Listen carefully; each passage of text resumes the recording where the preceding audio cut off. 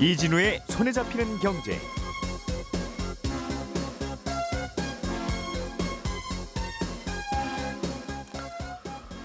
안녕하십니까, 이진우입니다. 인공지능 AI 산업이 빠르게 발전하면서 세계적으로 전력 수요가 늘고 있습니다. 인공지능이 제대로 돌아가려면 전기를 많이 먹는다는 거죠. 덕분에 우리나라의 전기 설비 수출도 꽤 증가하고 있는데 정작 우리나라에서는 발전소를 다 지어놓고도 송전 설비가 부족해서 발전소 가동을 중단하는 경우가 속출하고 있다네요. 오늘은 이 소식 먼저 들여다보겠습니다. 미국 정부가 중국산 전기차에 대한 관세를 100%로 올리는 방안을 추진하고 있습니다. 자동차 공장이 많은 지역에 표심을 잡기 위한 바이든 대통령의 선거 전략으로 풀이되고 있는데 중국 정부가 즉각 대응을 시사하면서 두 나라 사이의 무역 갈등이 더 깊어지는 모양새입니다. 이 내용도 자세하게 짚어보겠습니다. 5월 13일 월요일 손에 잡히는 경제 시작합니다.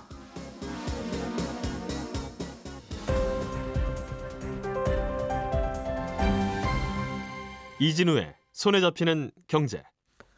네, 월요일은 언더스탠딩의 안승찬 기자 그리고 손석우 경제뉴스 큐레이터 이렇게 두 분과 함께 경제뉴스 중에 중요한 것들 짚어봅니다. 어서 오십시오. 네, 안녕하세요. 자, 손석우 큐레이터가 준비해 오신 소식이 이게 전력 산업이 요즘 많이 바뀌고 있어요. 친환경 전기를 만들자라고 하는 게 세계적인 붐인데 이게 친환경 전기를 만들고 나면 이제 거기 만들어진 곳에서 이제 수요지로 전기를 이제 운송, 배송, 보내야죠. 배달을 해야 되잖아요. 네. 근데 그게 만만치 않다. 예. 특히 인공지능이 요즘 또 갑자기 뜨고 있는데 이 친구 전기 진짜 많이 먹어. 이 큰일인데 진짜. 이제 그렇죠. 이런 이야기들이 요즘 자주 들리면서 주식시장에서도 송전, 배전 뭐 이런 회사들이 정말 몇십 년 만에 주가가 많이 네. 오르고 있더군요. 많이 오르고 있습니다. 예. 요즘에 그 전력 관련해서는 슈퍼사이클이다 이런 얘기들 심심치 않게 많이 하거든요.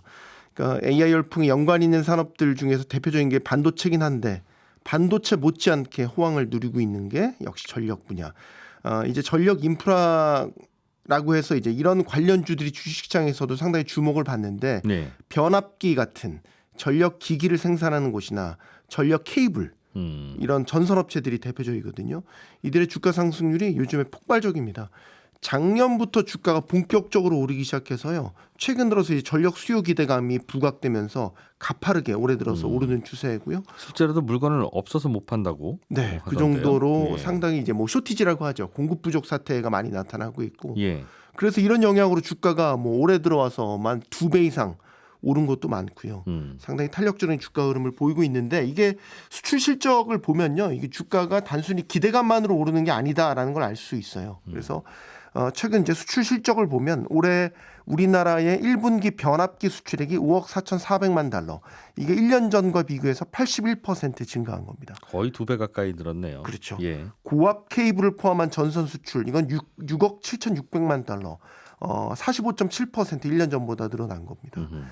이번에 1분기 실적 시즌을 통해서도 이 전력 업체들이 경쟁력을 증명을 했어요. 대표적인 전력 업체들 실적이 대부분 1년 전과 비교해서 두 자릿수의 폭발적인 매출 영업이익 성장세에 나타냈고요. 미래 성장성을 보여주는 게 수주 잔고지 않습니까? 예. 상당수 업체들이 지금 역대 최대 규모의 수주 잔고 신고를 했습니다. 지금 많은 전문가들이 이야기하는 전력 슈퍼사이클이 과거보다 더 강력할 것으로 예측됩니다. 아까 예. 말씀하셨던 것처럼 AI 때문이죠. 그러니까 AI 투자를 공격적으로 기업들이 확대하는데 AI 투자가 뭐냐? 결국 신규 데이터 센터를 짓는 거고 이 데이터 센터를 운영하는데 막대한 전력이 필요하다는 거죠. 데이터 센터 지으면 그쪽으로 전기부터 보낼 생각을 해야 되는데 네. 이게 뭐 전기 설비라고 하는 게 갑자기 이렇게 많이 필요할 줄 몰랐어요. 그러면서 이제 전 세계 변압기 업체, 전선 업체들이 뭐 미리미리 준비해야지 뭐 갑자기 이렇게 주문을 하고 그래? 하면서 이제 그렇죠. 번호표를 나눠주고 있다고. 기존에 그리고 이제 설치돼 있는 전력망 자체도 노후화된 전력망들이 많아서 전반적으로 그런 전력 인프라의 교체 사이클 이런 것들도 맞물려 있습니다. 하필 또. 네. 이게 대표적인 사례가 마이크로소프트 오픈 AI가 1,000억 달러, 134조 원 규모의 데이터 센터 짓겠다 이런 계획을 발표한 바가 있죠. 이런 데이터 센터에는 또 전선 넣어야 되고. 그렇죠. 말씀하신 네. 대로 안 그래도 또 송전선 인프라 만든 데가 한참 돼서 이 인공지능 아니더라도 교체 수요가 꽤 이제 심각하게 있는데, 있을 때 엎친 듯 엎친 격으로 인공지능도 좀 들어오기 시작하고 또 태양광 무슨 풍력 이런 거 만들면 네, 거기에서 만든 전기를 또 새롭게 도심지로 보내야 되잖아요. 보내야죠. 그러면 갑자기 사막에 태양광 지었을 거 아니겠습니까? 그러면 태양광 발전소까지 오케이인데 거기서 또 전선을 이어가야 되니 또 맞습니다. 그것도 이게 또 생각보다 답이, 발전소 짓는 거랑 전력망 구축하는 게 이제 별도의 그 프로젝트인데 예. 이게 이제 정확하게 밸런스 균형이 맞지 않을 경우에는 발전소 잘 지어놓고도 전력 제대로 쓰지 못하는 상황이 일어날 수도 있죠. 그래서 예. 지금 전력 인프라가 되게 중요하게 여겨지는 거고 음. 그 국제 에너지 기구에서 향후 3년간 세계 전력 수요가 연평균 3.4% 증가할 것이다 이런 예상을 내놨는데 이 가운데 데이터 센터의 사용 전력이 숫자로 나온 게 있어서 소개해 드릴게요. 2022년에 460 테라와트 퍼 아워. 근데 이제 2026년에는 이게 620에서 최대 1050 테라와트 퍼 아워까지 달할 것이다. 예. 그러니까 2, 3년 안에 데이터 센터 운영하는 데만 2배 이상의 많은 전력이 필요하게 될 것이다. 이런 얘기죠. 수요가 이 정도 늘어나는 거면 실제로는 공급은 더 많이 늘려야 이른바 그 블랙아웃 이런 것도 안 될 테니까. 그렇습니다. 그런데 우리나라의 전선 뭐 혹은 전압기 이런 변압기 판 만들어 파는 업체들이 미중 간의 사이 안 좋은 반사 이익을 얻고 있다는 얘기도 들리던데요. 무슨 네. 얘기예요, 이건? 이게 이제 미국이 지금 노후화된 전력 인프라망이 상당히 많이 있어서 교체 수요가 많이 있고 특히 이제 인플레 감축법 때문에 이런 전력 인프라 교체 수요가 최근 2년간 급증했는데 미국 정부가 중국산 전력 장비 조달을 현재 금지하고 있어요. 아, 중국산 변압기 오지 마라. 그렇죠. 중국산 케이블 안 써, 변압기 안 쓸 거야. 그럼 이게 이제 직접적으로 대체할 수 있는 데가 한국 기업들이 만드는 네. 이런 장비거든요. 그러니까 우리한테 반사이익이 가고 있다 이렇게 볼 수 있고 실제 수출 실적 중에서도 변압기 같은 경우는 미국 비중이 50%에 이르고요.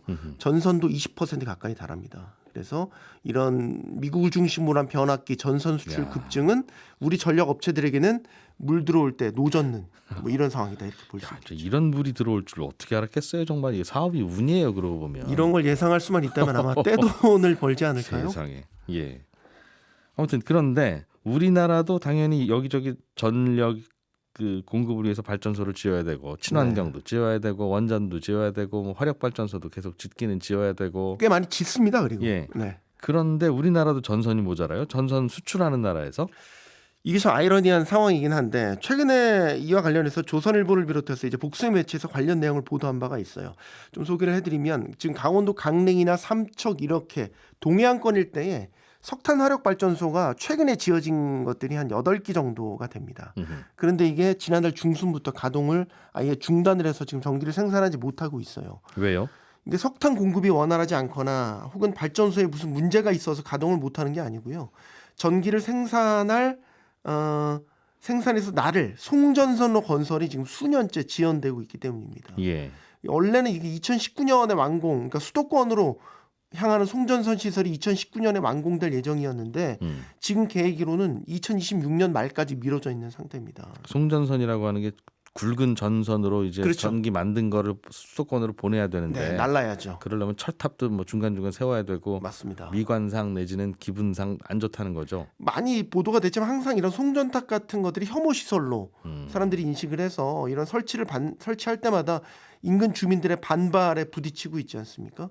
여기에 더 하나 이전 정부에서 탈석탄 기조 속에서 사실 이런 주민들의 반발까지 더해지다 보니까 송전설 건설을 한전이 좀 안일하게 방치를 했다 이런 비판도 진도를 나옵니다. 안 나가고 있었군요. 네.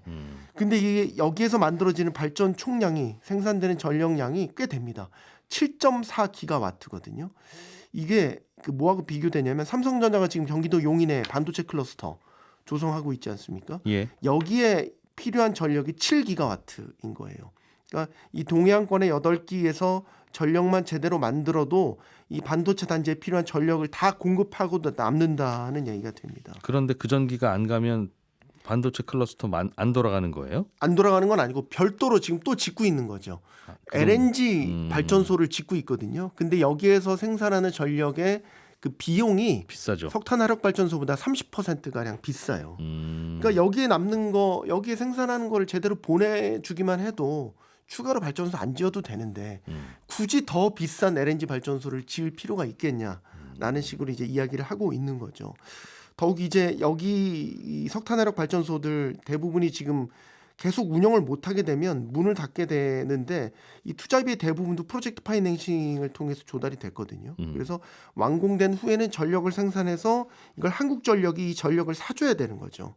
그런데 이제 전력을 사주려면 수도권으로 보낼 송전선 시설이 완비가 돼야 되는데 완비가 돼 있지 않으니까 한국전력 입장에서도 전력을 사줄 수가 없는 거고 그러니까 지금 개점 휴업 상태에 들어가 있다 이렇게 볼 수 있겠습니다. 이게 최근 몇 년간 뭐 우리나라만 이러는 건 아니겠습니다만 전기를 뭘로 만들어야 되냐 네. 태양광 풍력으로만 만들 거냐 아니면 원자력도 끼워줄 거냐 아니면 석탄 석유도 당분간 계속 돌려야 되느냐 이게 한 달 지나면 이야기 달라지고 또 상황 달라지면 분위기 달라지고 네. 그러잖아요. 맞습니다.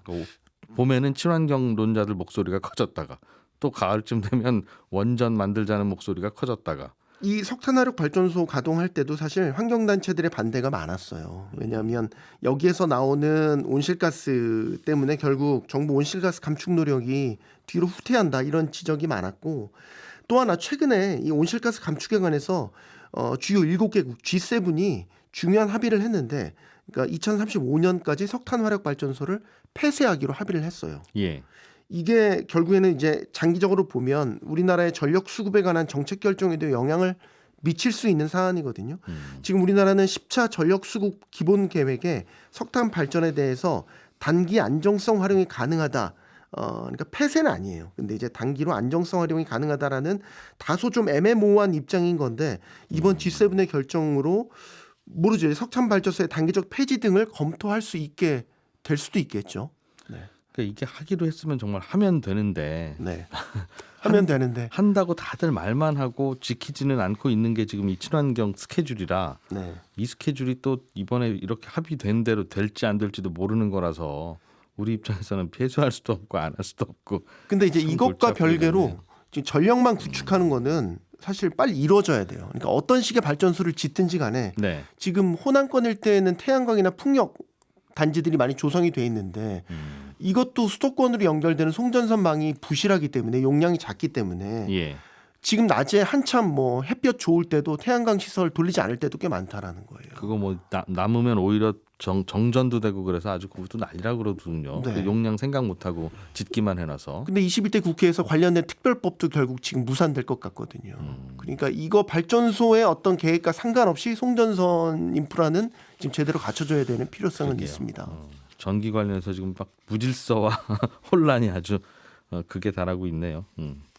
잘 들었습니다. 네. 자, 한승찬 기자가 준비해 오신 소식은 미국이 중국 전기차에 대해서 100% 관세 부과하기로 하려고 하는 중인 것 같다. 네, 그렇습니다. 예. 지금 미국에 들어오는 수입차는 기본적으로 2.5%의 관세가 일반적으로 붙거든요. 예. 근데 트럼프 정부 시절에 중국산 자동차는 좀 마음에 안 드니까 25%의 관세를 추가로 부과하기로 그렇게 했습니다. 그래서 지금 중국차가 미국에 들어오려면 2.5 더하기 25% 그래서 27.5%의 관세를 내고 들어오거든요. 지금도 그렇게 되고 있다. 그렇습니다. 예. 그런데 지금 주말 사이에 나온 외신 내용들을 보면 바이든 대통령이 25%로는 부족하고 이 추가 관세를 100%로 올리려고 한다 이런 내용들이고요. 그럼 102.5가 되는 거네요. 그렇습니다. 정확하게.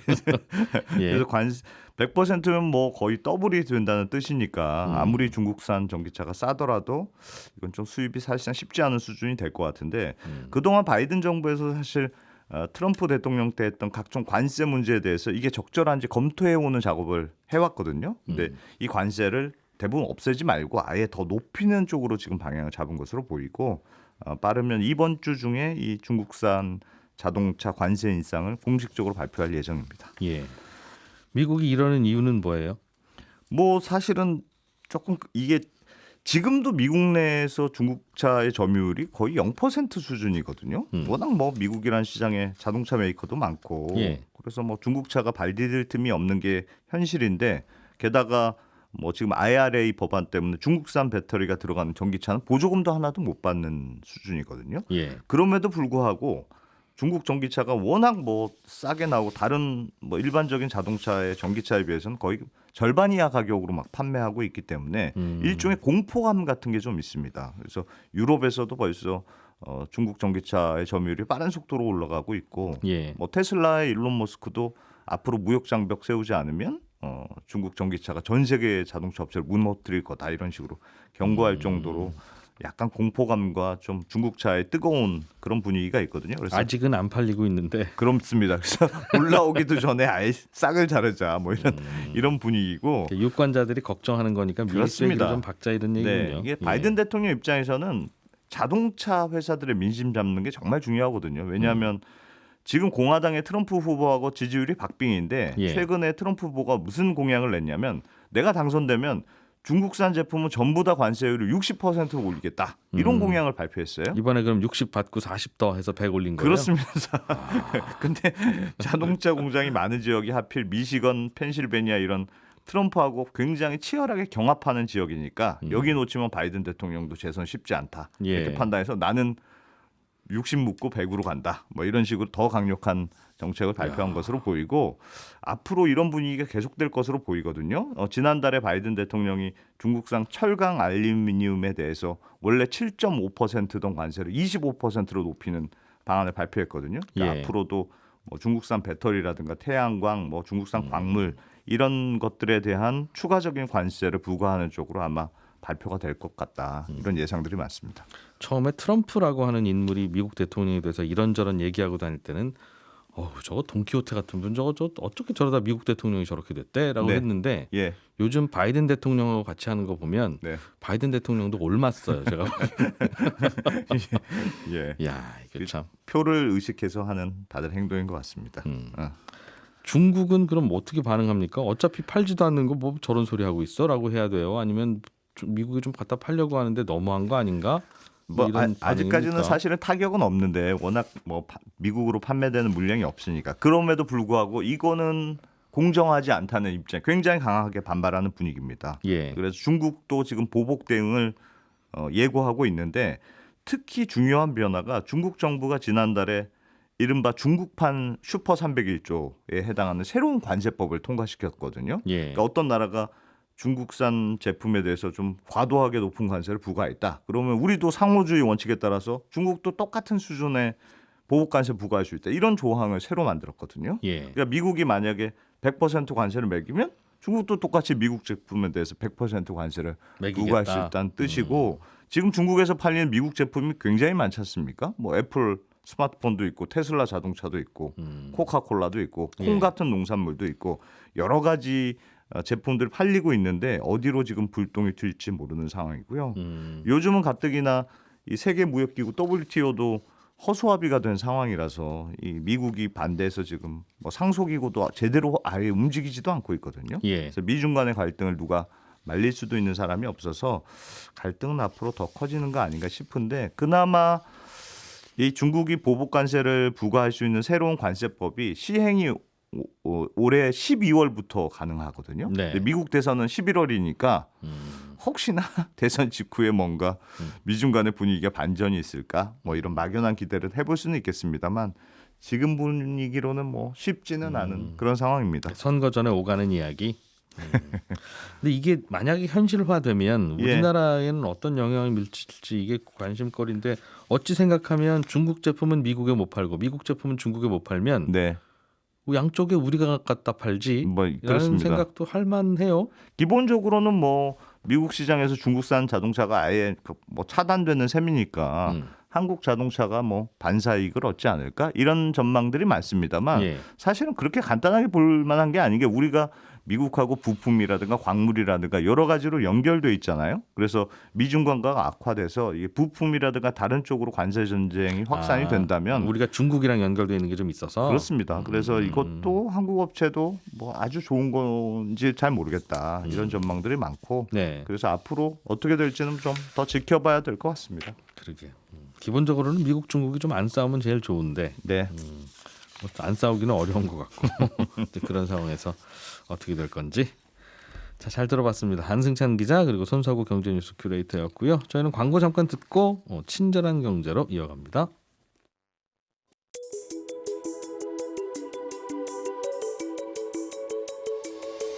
경제를 생각하는 사람들의 즐거운 습관, 이진우의 손에 잡히는 경제를 듣고 계십니다. 매주 처음과 끝에 찾아가는 특별한 코너, 친절한 경제가 이어집니다.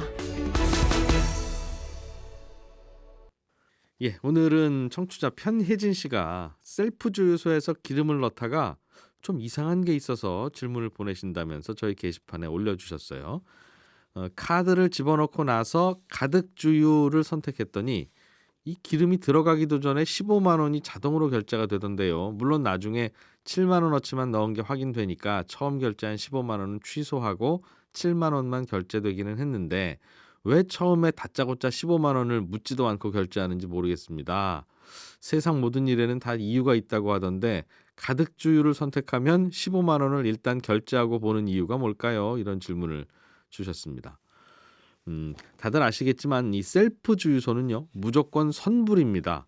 기름 넣기 전에 선불로 카드 결제를 다 해야 기름이 나오죠. 이건 일부 손님들이 한도가 초과됐거나 연체 중이거나 유효기간이 지난 못 쓰는 카드를 넣고 기름을 넣으려고 할 수도 있기 때문에 그러면 기름은 다 들어갔는데 결제는 못하는 상황이 오기 때문에 그러는 겁니다. 그래서 손님이 제시한 카드가 정상 카드인지 확인하고 손님한테 얼마나 넣을 건지 먼저 물어보고 5만 원어치? 그럼 5만 원 먼저 결제하고 그 다음에 기름이 나오도록 그렇게 되어 있습니다. 그런데 저는 가득 넣을 거예요 하는 버튼을 누르는 손님은 실제로 얼마나 기름을 넣으실지 모르니까 선불 결제로 얼마나 해야 될지를 이 주유소 기계가 모르거든요. 그래서 일단 무조건 주유할 때 발생할 수 있는 가장 큰 금액이라고 생각되는 15만 원 정도를 결제하고 나서 실제로 그 손님이 넣은 기름의 양이 나중에 확정이 되면 먼저 긁은 15만 원은 취소하고 정확한 금액으로 다시 결제하게 됩니다. 그러니까 15만 원을 먼저 결제하는 이유는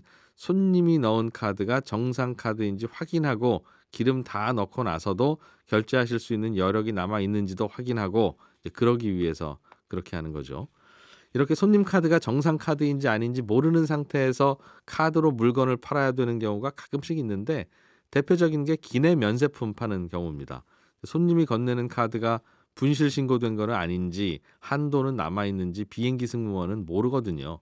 카드를 긁어서 결제가 되는지 확인까지 해봐야 되는데 카드사하고 비행기 사이에는 통신망이 없기 때문에 확인할 방법이 없습니다. 그래서 비행기 안에서는 일단 손님을 믿고 물건을 주고 손님이 내민 신용카드 번호와 유효기간을 잘 메모해뒀다가 비행기가 착륙하고 나면 그때 하나하나 다시 결제를 하기도 하고 그런 경우도 있는데 가끔 사고가 나기 때문에 카드사들에게 매일매일 연체카드, 도난 분실카드 정보를 받아서 기내에서 팔 때 혹시 이거 사고 신고된 카드가 아닌지 일일이 대조를 해보고 그 명단에 없으면 아 괜찮은 카드구나 이렇게 물건을 파는 경우도 있고요. 좀 비싼 걸 구매하신 손님의 카드는 아예 비행기가 지상 관제탑하고 통신하는 망을 잠깐 빌려서 사용해서 야, 죄송한데요. 이거 비싼 물건 사신 손님이 있어서 그런데 이 카드 혹시 사고 신고된 거 아닌지 확인 좀 해주세요 라고 해서 실제로 확인을 하고 물건을 파는 경우도 종종 있습니다. 질문 보내주신 편혜진 씨께는 저희가 준비한 선물 보내드리겠습니다.